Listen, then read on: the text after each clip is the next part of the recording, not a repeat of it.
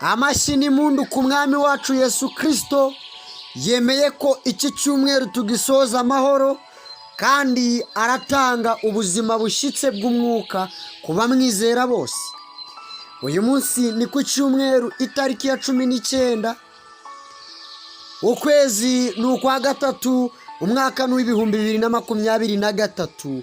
Intambwe nsha Imana irayiguteje n'ukuri. Wumva uko ivuze? Imana iravuze ngo igiye gukora ikintu gituma abantu bamenya ko ariyo Mana yawe.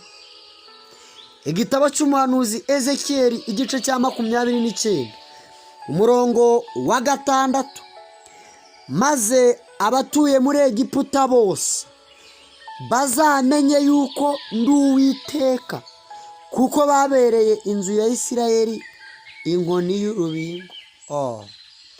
Hari abantu wasonzeyemo, barabibona ko inzara ikwishe, aho kukugaburira barakuvuga. Hari aho wambariye ubusa, aho kugufasha barakuvuga.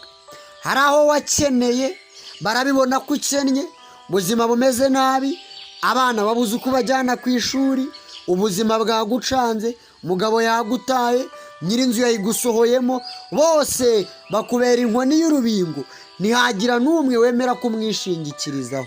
Humura, Imana igiye kugukorera ikintu cyiza kandi kizatuma bavuga ngo uriya muntu Imana yasenze iramwibutse.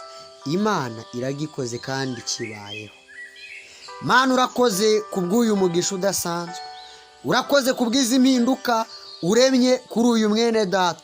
Gera aho we atekereza ko utagera, ukore ikirenze icyo atekereza ko wakora, mu izina rya Yesu Kristo, amen.